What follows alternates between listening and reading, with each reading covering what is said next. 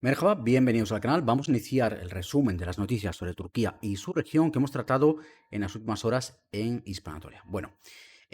vamos a ir empezando con una noticia que tratábamos en el día de ayer, 8 de julio, referente a esa cumbre de los BRICS, de ese bloque de países fundado por Brasil, Rusia, India, China y Sudáfrica, que luego se han sumado más países. Y Turquía, pues es uno de los países que también está interesado en sumarse a ese bloque de países emergentes que cada vez está siendo más importante y que, pues creo que un poco también, no diríamos que para hacer frente a Occidente, pero sí como contrapeso, sobre todo por un poco también la progresiva pérdida de papel que está teniendo Naciones Unidas. Lo hemos comentado ya en algún episodio anterior de este podcast. Naciones Unidas está viviendo pues una seria crisis de credibilidad en los últimos años, que se ha acentuado como el conflicto en Gaza, que se ha terminado de apuntalar como el ataque israelí y el posterior ataque de Estados Unidos contra las instalaciones nucleares de Irán, pero que comentábamos en ese episodio anterior, pues seguramente empezó con el ataque de Rusia sobre Ucrania en 2022. Un ataque que hizo saltar por los aires el orden internacional, las reglas de juego, digamos, entre los países, el derecho internacional, y frente al que Naciones Unidas ha tenido un papel pues muy, muy, muy secundario, muy apartado. Y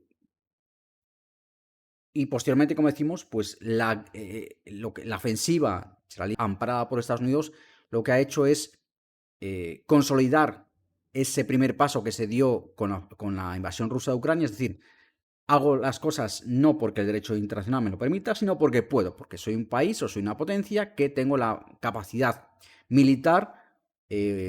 para llevar a cabo una agresión contra otro país, sin que importe el derecho internacional. Eso que empezó con la invasión rusa a Ucrania, eh,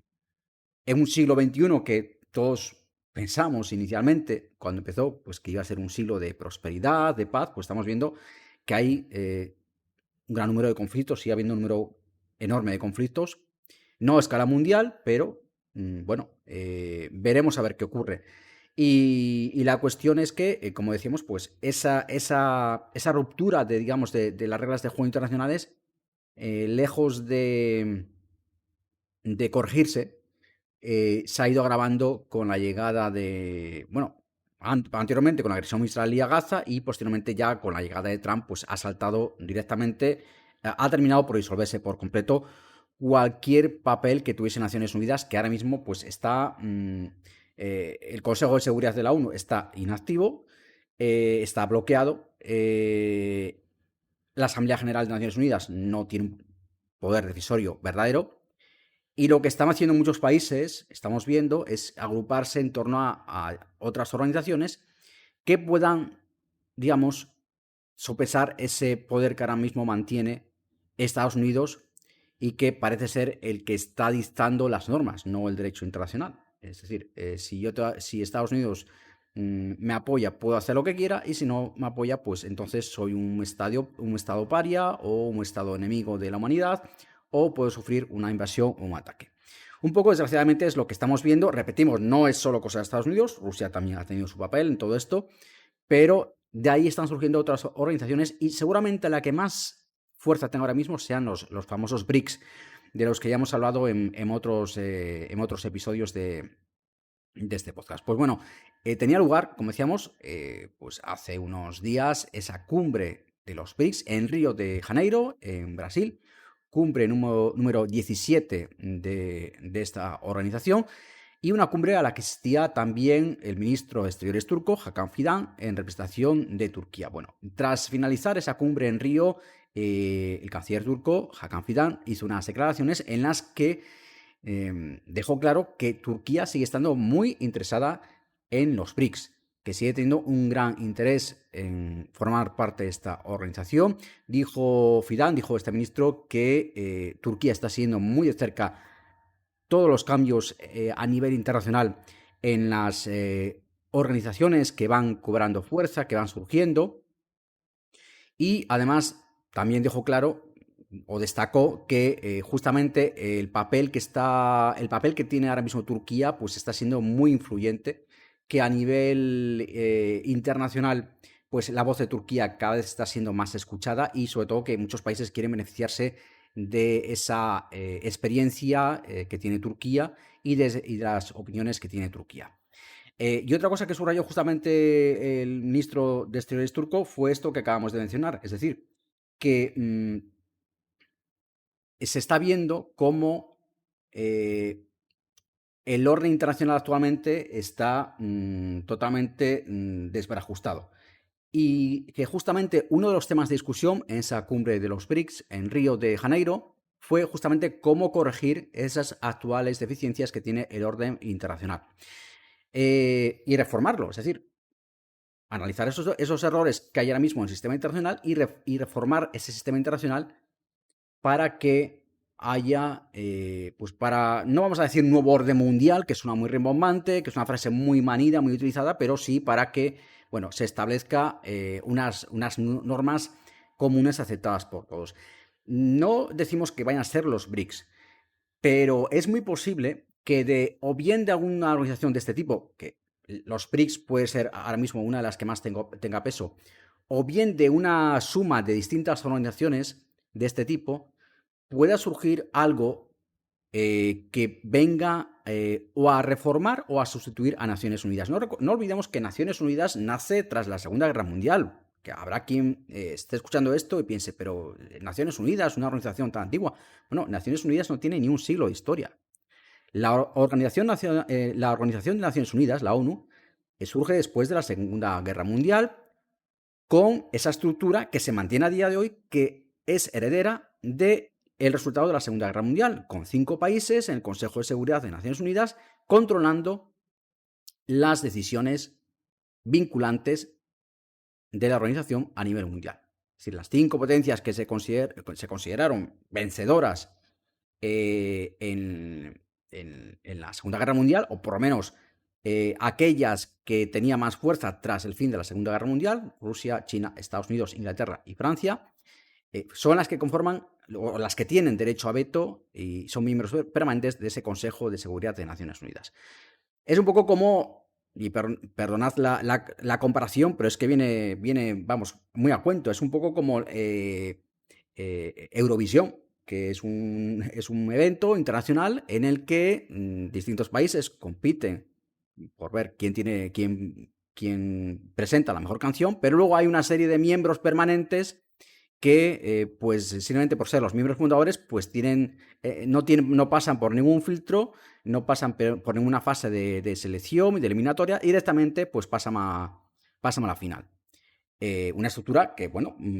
obviamente el resto de países consideran injusta. Pues aquí viene a ser un poco lo mismo lo que ocurre ahora mismo con Naciones Unidas. Hay una serie de países que tienen derecho a veto por el hecho de haber sido los ganadores de la Segunda Guerra Mundial, pero es que eso fue hace casi un siglo. Y lo que hemos analizado en otros episodios anteriores de este podcast es que esa estructura ahora mismo está obsoleta y ha dejado a la ONU un papel ahora mismo reducido a una organización prácticamente humanitaria, y si la dejan. Ahora mismo las Naciones Unidas es prácticamente una organización tiene una asamblea general que no tiene ningún poder de decisión, simplemente vota como puede haber una ONG y recoger firmas por el fin de la guerra en Gaza o en Ucrania, pero que eso no sirve para nada. Y Naciones Unidas ahora mismo tiene un papel que es que, de verdad, es evidente que Naciones Unidas ahora mismo está en una seria crisis existencial. Y seguramente sean organizaciones como los BRICS o distintas organizaciones de este tipo que se sumen las que seguramente den lugar a un nuevo sistema internacional que puede ser reformar Naciones Unidas. Si finalmente se hace, hay ya voces que lo piden, pero que obviamente a los países que están ahí, que mencionamos antes, no les interesa, o bien que surja una organización nueva. Y Turquía quiere estar ahí. De hecho, el propio ministro Hakan Fidan recordó que, bueno, lo dijo, no olvidemos que los BRICS representan ya el 50% de la población mundial y el 40% de la economía del planeta. Es decir, son cifras ya muy importantes. Sí que es verdad que, por ejemplo, en el caso de Turquía, pues Turquía en 2024 quiso entrar en los BRICS, anunció abiertamente que iba ante el bloqueo para su acceso a la Unión, para su entrada a la Unión Europea, ante el bloqueo de esas negociaciones, que dura ya durante varios años, un poco como medida de presión, pero lo explicamos también en este podcast en su momento, un poco también porque realmente es interés de Turquía mantener relaciones tanto como Occidente como con Oriente, por su posición geopolítica, por su posición geográfica, en fin. Turquía, el año pasado, a finales del año pasado, expresó su interés en entrar en los BRICS como miembro de pleno derecho. Pero es cierto que por parte de los BRICS lo que se le propuso a Turquía tras una cumbre que tuvo lugar en otoño pasado, pues fue un estatus de país asociado. Uno de los países que más abogaban por esa candidatura de Turquía era precisamente Rusia, pero también hay otros países como India, por ejemplo, que son seguramente los que más se oponen, más después de la guerra de esa breve guerra con Pakistán, son seguramente es India uno de los países que más se opone a la entrada de Turquía como miembro de pleno derecho en los BRICS. Por tanto, a Turquía se le ofreció un estatus de país asociado, no es lo que buscaba Turquía, y Turquía de momento no ha respondido todavía a eso. ¿Quiere decir esto? Lo abordamos ya este tema en su momento en este podcast. ¿Quiere decir eso que Turquía se está alejando de Occidente? No, no rotundo. Lo explicamos en su momento. Turquía tiene una política en la que tiene que tener lazos con Oriente y con Occidente, pero eso no quiere decir que está alejándose de ni un sitio ni de otro. Y obviamente, si en la Unión Europea le cierran las puertas, tiene que buscar también otras alianzas, pero no está renunciando, ojo con esto, y esto es importante. Turquía, y esto lo han dicho por activa y por pasiva, desde el presidente turco hasta ministros de alto nivel. Turquía no está renunciando a la Unión Europea y sigue siendo la Unión Europea, si no la primera, pues una de sus prioridades en política exterior. Pero eso no impide que mantenga relaciones con otros bloques. Y sobre esto, y para acabar ya con este tema, pues justamente escuchábamos hace, pues esta misma semana, en un canal de YouTube, justamente, aquí en España. No vamos a dar nombres, pero bueno, era un canal bastante conocido en el que, pues bueno, un conocido youtuber analizaba un poco justamente un proyecto del que también vamos a tratar en Hispanatolia, en nuestra web, en hispanatolia.com, ese proyecto conjunto de España y Turquía para desarrollar un portaaviones convencional de gran tamaño. No un portadrones, sino un portaaviones, que se calcula de unos 300 metros de eslora. Y este analista, este youtuber, que desde aquí pues le tenemos todo el respeto, y si vimos ese vídeo es porque justamente nos gusta escucharlo, pero analizaba que, bueno, que esta relación entre España y Turquía que tenía cosas positivas, pero que tenía cosas negativas porque Turquía no era un país de fiar. Y daba como ejemplo de por qué Turquía no es un país de fiar, se decía este analista, que entendemos perfectamente su posición, porque estos son poco comentarios, como se suele decir, de barra de bar, es decir, comentarios muy poco fundados realmente, pero que se basan en opiniones generales, pero que realmente están poco fundadas. Y decía este analista en YouTube, decía que Turquía, que una de las razones por las que Turquía, decía él, no era un país de fiar, era porque había adquirido el sistema S-400. Mirad, ya explicamos en su momento, también en este podcast, que Turquía decidió adquirir en su momento el sistema S-400 porque tenía un problema muy serio con la presencia del Estado Islámico y con la presencia del régimen de Bashar al-Assad en Siria. En el caso del Estado Islámico era en Siria y en Irak. Ya había recibido ataques del Daesh, del autoproclamado Estado Islámico, en su territorio. Y Existía el riesgo muy importante de que uno de esos ataques, en lugar de llevar una carga explosiva, llevase una carga química o biológica del arsenal que existía, en este caso, en Siria. Y pidió ayuda a los aliados de la OTAN diciendo que, necesitaba ayuda, estaba un sistema de defensa antiaérea en aquel momento. Ahora Turquía está desarrollando su propio sistema de defensa antiaérea. Ya hemos tratado este tema también ampliamente también en nuestra web, en mismanatolia.com, pero Turquía necesitaba en ese momento un sistema de defensa urgentemente porque era, no vamos a decir un peligro existencial, pero una amenaza muy seria en ese momento, en pleno auge de la guerra civil en Siria. Y los aliados le ofrecen los Patriot, pero se lo ofrecen a un precio muy elevado, un precio que Turquía no estaba dispuesto a pagar. Y repetimos, una cuestión muy urgente. En lugar de los miembros de la OTAN, Estados Unidos concretamente, ofrecerle esos Patriot a un precio más asequible, más teniendo en cuenta que era para cubrir una necesidad urgente, esa oferta rebajada no se produjo. Y Turquía lo que hizo fue, ante esa urgencia, buscar un sistema que le compensase militarmente, pero también no le supusiese una carga excesiva para sus arcas. Y tuvo, de hecho, analizó ofertas de varios países, entre ellos China y Rusia. Y finalmente optó por el sistema ruso de los S-400. Pero una cosa que recalcó entonces Turquía como este tema, como ha recalcado ahora con el tema de los BRICS, la Unión Europea, es que el hecho de elegir a los S-400 rusos era una cuestión meramente económica y de necesidad en aquel momento, pero que en ningún caso significaba que Turquía estuviese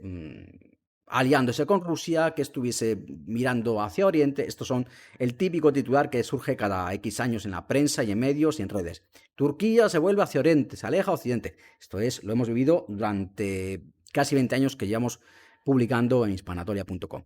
Y esto no es así. Esto no es así. Esto sería casi para un análisis y no queremos hacerlo realmente, pero lo cierto es que esto no es así. Ni Rusia ni Turquía se está aliando con los BRICS para dar la espalda a la Unión Europea y a Occidente, ni Turquía escogió el S-400 porque quisiese aliarse con Rusia y quisiese alejarse de Occidente y alejarse de la OTAN, en fin. Y decir, lo sentimos por este youtuber, pero decir que un país como Turquía no es de fiar en la OTAN, cuando tiene ahora mismo la segunda mayor fuerza, ahora mismo no, desde hace años, es la segunda fuerza, de hecho, la segunda mayor fuerza militar de la OTAN después de Estados Unidos, es decir, no hay ningún país europeo que supere la fuerza militar de Turquía, un país en auge económica y política y militarmente, con proyectos muy importantes de desarrollo a nivel naval, a nivel de tecnología de drones, a nivel aeronáutico, en fin, y sobre todo que tiene una posición estratégica vital para la seguridad de Europa, empezando por eso. En fin, decir que esto es un país que no es fiable dentro de la OTAN, pues es un poco sacar la pistola y dispararse directamente en el pie, no, en el estómago de uno mismo. Pero en fin, son este tipo de comentarios que decimos con todo respeto a este youtuber, al que nos gusta escuchar, con el que compartimos muchas cosas, pues esta en concreto nos llamó muchísimo la atención porque estas cosas pues realmente no son así. Bueno, y vamos ya ahora con otro tema, y perdonad que nos hayamos extendido con este primer tema, pero bueno, el podcast también da pábulo a este tipo de reflexiones más amplias, y la verdad que venía bastante cuento sacar otra vez el tema de Turquía y Oriente y Occidente. Vamos ahora con otro tema. Decíamos que no nos aleja ciertamente de la región de Oriente Medio, por menos de Irak, porque hablamos del proceso de desarme del PKK, que vive sus días críticos, absolutamente críticos, esta semana. Recordad que a finales de febrero, el líder del PKK, Abdullah Öcalan, en español Abdullah Öcalan, Öcalan encarcelado desde 1999 en la isla prisión de İmralı, el mar de Mármara, en Turquía, cumpliendo cadena perpetua. A finales de febrero, durante una visita del partido procurdo DEM, hacía un llamamiento histórico en el que decía abiertamente, en una carta que leían luego posteriormente una rueda de prensa miembros de ese partido DEM en Estambul, hacía un llamamiento histórico y en ese escrito decía abiertamente que el PKK no tenía, había perdido su razón de ser, su razón de existir, y que igualmente la lucha armada no tenía sentido en estos momentos en Turquía, y que el PKK como tal debía entregar las armas y desaparecer, disolverse, poniendo así a fin a más de 40 años de lucha armada y más de 40.000 muertos que ha dejado este conflicto en Turquía. Bueno, semana crítica porque en Turquía para este esperado, ansiado, esperanzador también un proceso de desarme y de paz en Turquía. Semana crítica porque esta semana se producía una visita del miembro de una delegación del partido DEN, que se había reunido como Yalan, como el líder del PKK, Emir Ali, y que luego posteriormente este lunes hacía una visita al presidente turco en el Palacio Presidencial en Ankara. Se reunía con Erdogan esta delegación de miembros del partido DEN, encabezada por 2 diputados de este partido DEN, y en esa reunión estaban estos 2 diputados, Pervin Buldan, Mithat Sancar, diputados del partido DEM, y luego estaba también, aparte del propio Erdogan, estaba el ex ministro del Interior y actual vicepresidente del partido AKP, el presidente es el propio Erdogan, estaba también el vicepresidente del partido AKP, Efkan Ala, también ex ministro del Interior, y estaba Ibrahim Kalin. Ibrahim Kalin es el director, el jefe de los servicios secretos en Turquía. El director de la Organización Nacional de Inteligencia, MIT por sus siglas en turco, es el jefe de los servicios de inteligencia de Turquía y estaba presente en esa reunión. Fue una reunión a puerta cerrada, no hubo declaraciones a la prensa sobre cuál fue el contenido de esa reunión, pero según la prensa turca, según algunas fuentes que citamos en Hispana Anatolia, en esa reunión se abordaron los pasos dados y los pasos a dar en el futuro sobre el proceso de desarme. Erdogan también pues les comentó a estos miembros del partido pro-kurdo DEM cuál era su opinión sobre los pasos a dar, y sobre todo pues fue muy importante el papel de este hombre, de Ibrahim Kalin, del jefe de los servicios secretos, que ahora mismo tiene una intensa actividad, mantiene una intensa actividad entre Turquía e Irak. En los últimos días ha visitado Erbil, la capital del gobierno autónomo kurdo del norte de Irak. También ha estado esta semana en Bagdad, en la capital iraquí, y por parte de Turquía es el que ha sido asignado como el rol de ser el principal responsable de vigilar todo el proceso de entrega de armas de PKK. Este proceso de entrega de armas va a tener justamente lugar, se espera que tenga lugar, este viernes 11 de julio. Este viernes 11 de julio, ya lo abordamos previamente en hispanatolia.com, en nuestra web, va a tener lugar un acto, una especie de ceremonia de entrega de armas en la que entre 20 y 30 miembros del PKK, encabezados por una figura importante del PKK, que ahora mismo no se conoce cuál va a ser, van a asistir vamos a organizar un evento de entrega del armamento del PKK en Sulaymaniyya, en una importante ciudad del Kurdistán iraquí, y posteriormente pues abandonarán la zona. No van a ser encarcelados, no van a ser apresados, simplemente abandonarán la zona, no regresarán a sus bases, pero tampoco no regresarán, digamos, a la vida militar o la vida de milicia del PKK, pero tampoco van a regresar a Turquía, sino que seguirán estando, seguirán en Irak. Al contrario de lo que se pensaba inicialmente, sí que es verdad que no van a asistir periodistas a ese acto organizado en Sulaymaniyya. Inicialmente estaba previsto que así fuera, pero por razones de seguridad parece ser que no se va a permitir la presencia de periodistas. Las imágenes de ese evento se darán a conocer posteriormente al público por parte de las autoridades, pero inicialmente el evento ya no va a contar con la presencia de periodistas. Tampoco se han dado detalles sobre a qué hora exacta y en qué lugar exacto va a ser ese evento.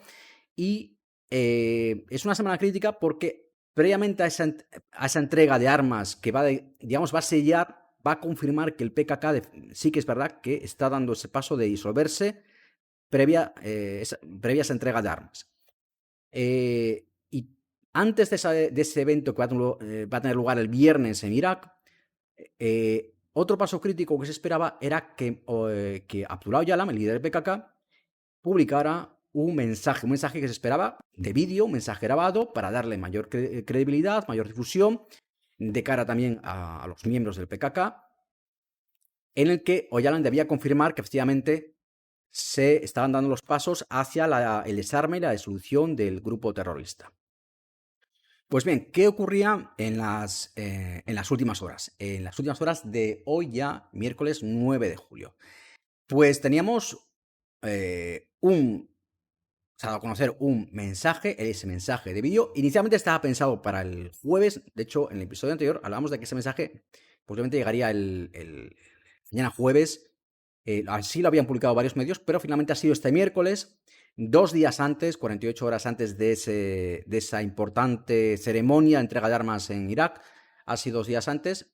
este miércoles 9 de julio, cuando se ha publicado ese mensaje de vídeo de Abdullah Öcalan, del líder de PKK, en el que aparece, tenéis el vídeo y tenéis la transcripción de parte de ese mensaje en la noticia que hemos publicado en hispanatolia.com. Y en ese mensaje de vídeo de 7 minutos de duración, pues el líder de PKK confirma efectivamente que se está en ese camino de disolución y de entrega de armas del PKK, y que el grupo como tal va a dejar de existir, y pide a los miembros de la organización armada que efectivamente recorran ese camino y que vayan hacia la disolución, hacia la desaparición del PKK como tal. En ese mensaje, en el que Öcalan aparece, un mensaje publicado desde la propia prisión de Inrali, en que Öcalan aparece rodeado de media docena de compañeros de prisión. Un Öcalan que se le ve pues ya posiblemente envejecido respecto a las fotos que podíamos tener de los años 80, obviamente, también con una importante ganancia de peso. Y Öcalan dice de su propia voz, hablando en turco, da varios mensajes, entre otras cosas dice, por ejemplo, dice: el movimiento del PKK se basó en la negación, cuando surgió, se basó en la negación de la existencia de los kurdos. El Estado turco entonces negaba como tal la existencia de los kurdos, dice, y en buscar un Estado independiente para los kurdos en la región. Pero tanto esa premisa como lo que él llama la estrategia de guerra de liberación nacional para los kurdos se han terminado, dice Öcalan en ese mensaje. Dice: ahora la existencia de los kurdos ya ha sido reconocida y por lo tanto el principal objetivo del PKK ha sido alcanzado, ha sido logrado, y esto significa que el PKK como tal queda obsoleto. Hemos quedado obsoletos, dice, y por tanto, a partir de que los kurdos se reconoce la existencia de los kurdos, el resto de lo que ha seguido ha sido una repetición, dice, hace una repetición excesiva, y un punto muerto. Entendemos que para la organización. Este mensaje llama un poco la atención para los que conocemos la política turca, porque realmente la existencia, el reconocimiento como tal de los kurdos como etnia, como minoría, la principal minoría de Turquía, pero como minoría, con sus características culturales, su idioma, en fin, todo esto, en fin, no es algo que haya ocurrido antes de ayer. Esto, por lo menos, hace ya 20 años que existe en Turquía. Ya en los años 90 se dieron pasos importantes. No hay que olvidar que lo que lleva al PKK a surgir, a decir, en 1984, a decir, bueno, adoptamos la vía de la lucha armada para conseguir nuestros objetivos políticos, que eran, como ha dicho Öcalan, pues la existencia de un Estado kurdo independiente en la región, el reconocimiento del pueblo kurdo, de su lengua, etcétera, etcétera. Todo esto surge porque efectivamente en Turquía existía, cuando surge el PKK, principios de los 80, una fuerte represión, pero no era solo contra los kurdos, era contra partidos de izquierda, era contra otras minorías, porque había habido un golpe de Estado promovido, pues os podéis imaginar por quién. Había habido un golpe de Estado en Turquía, como hubo anteriormente otros golpes de Estado en Turquía, promovidos, de nuevo, podéis suponer por quién. País miembro de la OTAN, aliado de Estados Unidos, y en el último golpe de Estado pues había habido una represión horrible. cientos de miles de presos, miles de muertos, en fin, horrible. Lo hemos tratado también en su momento en hispanatoria.com, este tema de la dictadura del golpe de Estado de los años 80. Y por lo tanto, esta represión que existía contra los kurdos no era solo contra los kurdos. Lo que pasa es que los kurdos eran y son la principal minoría de Turquía y, pues bueno, muchos de ellos, no todos, hay que decirlo, pero muchos de ellos se unen, aparte en torno a esta ideología marxista que tenía el PKK, pues se unen y declaran esta lucha armada contra el Estado turco. Pero obviamente una vez que llegamos a los años 90 y sobre todo que entramos en el siglo XXI y va avanzando las reformas democráticas en Turquía, que venían heredadas de esos golpes de Estado, no olvidemos, que también existieron durante los años 90, con ya menos, digamos, sin sacar a los tanques a la calle, pero bueno, que venía,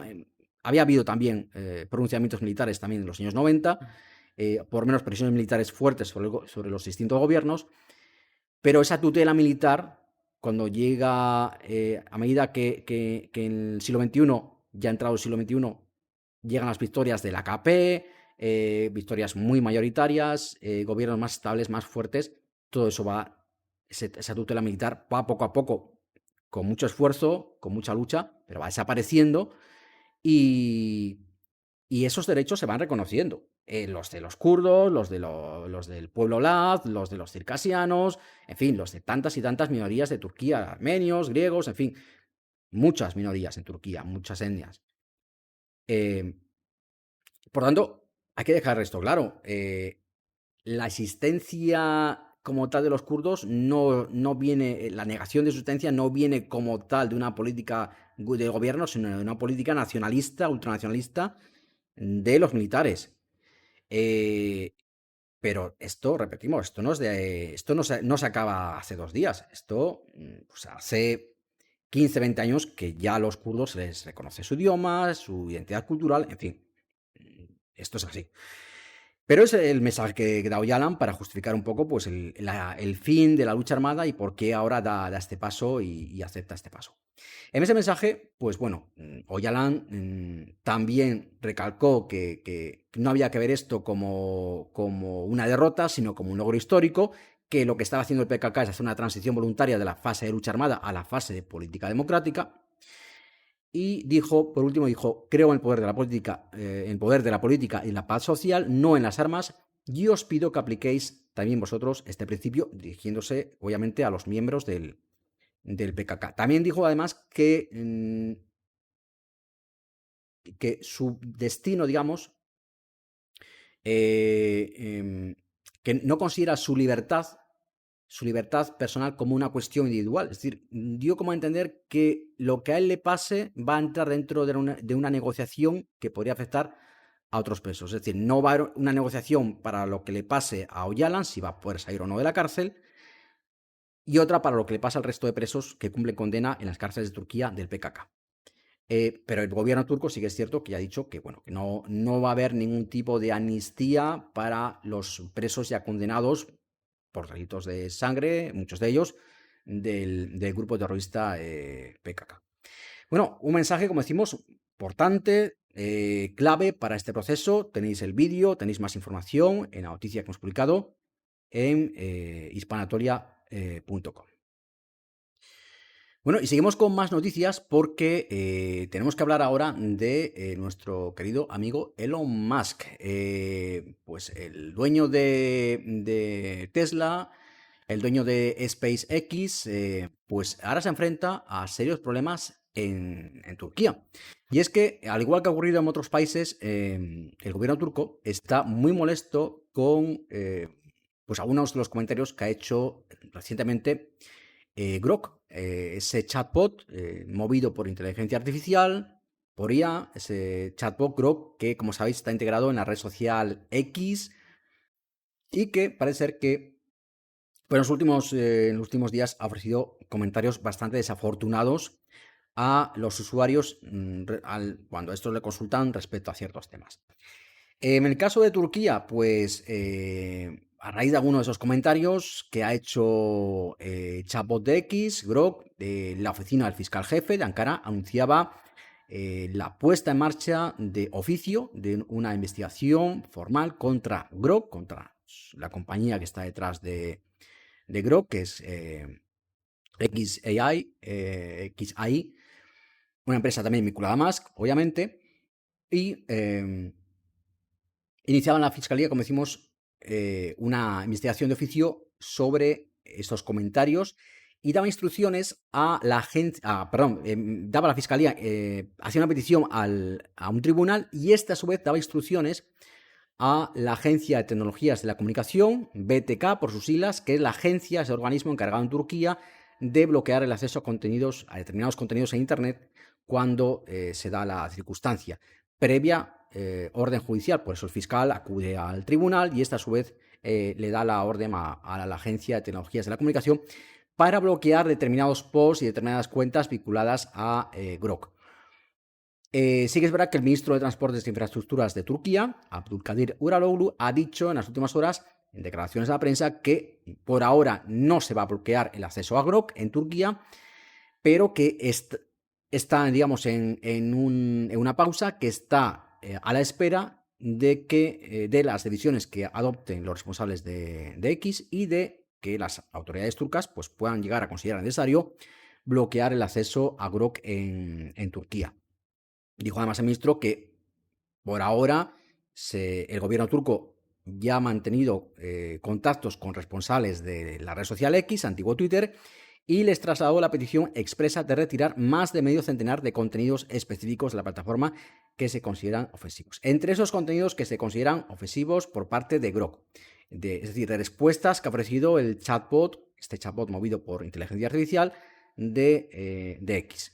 Bueno, pues algunas de esas respuestas incluían insultos contra el presidente turco, Tayyip Erdogan, o contra su madre, que son, entendemos, son algunos de los insultos que también se oyeron durante las protestas recientes de la oposición en Turquía. También insultos contra otras autoridades de Turquía y luego también ha habido comentarios ofensivos que ha mencionado Grok o que ha hecho Grok hacia Mustafa Kemal Atatürk, el fundador, como sabéis, de la República de Turquía, y contra determinados valores religiosos. Pero como decimos,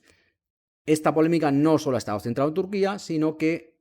también en otros países ha causado mucha controversia estas respuestas de Grok, que por lo visto han llegado sobre todo después de una reciente actualización que ha sufrido esta IA de X, de la red social de Elon Musk. Y en algunas de esas respuestas, pues Grok ni más ni menos que, por ejemplo, hacía alabanzas a Adolf Hitler o realizaba comentarios antisemitas, llegando, por ejemplo, a decir que las personas que tenían determinados apellidos judíos pues eran potenciales o futuros fascistas. En otra respuesta, Grok llegó incluso a mofarse, a reírse de los niños blancos que habían muerto durante las inundaciones, estas inundaciones que ha habido tan terribles en Texas, en Estados Unidos. O en otras respuestas ha intentado sacar un poco a colación, sin venir incluso a cuento, decían los usuarios, simplemente lo mencionaba, lo soltaba ahí como para meter ese tema, pero sin que nadie se lo pidiera. Pues Grok metía el tema del llamado genocidio blanco en Sudáfrica, que es una teoría conspirativa, pero que defienden pues personas justamente como Elon Musk, que lo sabréis que además pues, es de origen justamente sudafricano. Por ahora, que ha dicho la compañía que está detrás de Grok, XAI, pues se ha limitado a decir que es consciente de que su chatbot pues, ofrece algunas respuestas inapropiadas, ha dicho, y que están trabajando en ello, que están trabajando para corregir estos problemillas. Y por último, ya para terminar, si vivís en Estambul o en sus cercanías o en general Turquía, en el oeste de Turquía especialmente, o si simplemente estáis haciendo turismo o planeáis ir a Estambul próximamente, pues habréis visto que el día de hoy ha hecho un calor horrible. No es la primera vez porque no hace nada, solo hace unos días que hablamos de otra ola de calor en Estambul y en Turquía, que en Turquía además tuvo repercusiones muy serias, como esa oleada de incendios que hemos tratado también ampliamente. Pero hoy justamente, este miércoles 9 de julio, hemos tenido de nuevo temperaturas absolutamente sofocantes en Estambul, cercanas a los 40 grados, que encima pues junto con la humedad, el viento, ese viento cálido que procede del norte de África, pues ha hecho que algunos momentos, especialmente en las horas más calurosas del día, el calor haya sido realmente sofocante. Los expertos han dicho que, bueno, efectivamente, lo peor ha sido hoy. Parece que en los próximos días el calor va a remitir. De hecho, ya para mañana se anuncia una bajada de las temperaturas, no muy grande, pero bueno, ya rondarán los 30 grados. Ya no son los 35, 36, 37 incluso que se han alcanzado hoy a la sombra. Y bueno, pues la gente pues protegiéndose como ha podido, con gorros, con sombrillas, con paraguas, con ventiladores, buscando la sombra, pero como explicaba mucha gente, pues incluso en las zonas de sombra el aire era tan cálido y tan espeso que hasta costaba respirar y se hacía difícil no ya estar en casa, que era imposible, sino incluso estar en la calle. Muchos han ido a zonas de costa, a incluso las playas de Estambul, y muchos han buscado pues, directamente zambullirse en el mar y refrescarse. Pero como contamos en la noticia que hemos publicado en hispanotele.com, pues recogemos varios testimonios que han aparecido en la prensa turca justamente, y lo cierto es que la gente comentaba pues eso, que es que hasta costaba respirar en el día de hoy en Estambul, que era imposible estar incluso como el aire acondicionado puesto, era imposible estar en casa, ni con ventiladores, ni con aire acondicionado, y la gente, pues eso, quien podía, pues salía de casa y se iba al mar, y quienes no podían, pues lo intentaban sobrellevar, pues como mejor podía. Pero incluso de noche, pues las temperaturas tampoco acaban de refrescar. Los expertos, como siempre, han pedido precaución a las personas más sensibles, niños, ancianos, mujeres embarazadas, personas con problemas cardíacos, para que evitasen las horas de más calor y, por supuesto, para mantenerse convenientemente hidratado. Justamente sobre este tema, sobre el tema de mantenerse convenientemente hidratado, pues en lugares como Besiktas, un céntrico distrito en Estambul, se han habilitado, os informamos, varios puntos de distribución gratuita de agua, limonada y otras bebidas para combatir este calor. Están ubicados en varias zonas de Besiktas, como decíamos, en Mortakoy, en Barbaros, en Levent, y son puntos digamos, para refrescarse, que van a estar abiertos en principio, según las informaciones que han mencionado varios medios, van a estar abiertos de 11 de la mañana a 3 de la tarde, en las horas de más calor, y van a estar operativos, van a estar funcionando hasta el 11 de julio. Y hasta aquí este resumen. Recordad, como siempre, que tenéis más información en hispanotele.com y también en nuestros perfiles en la red social X y en Blue Sky. Si te ha gustado este contenido, dale por favor un like y suscríbete para no perderte los próximos episodios.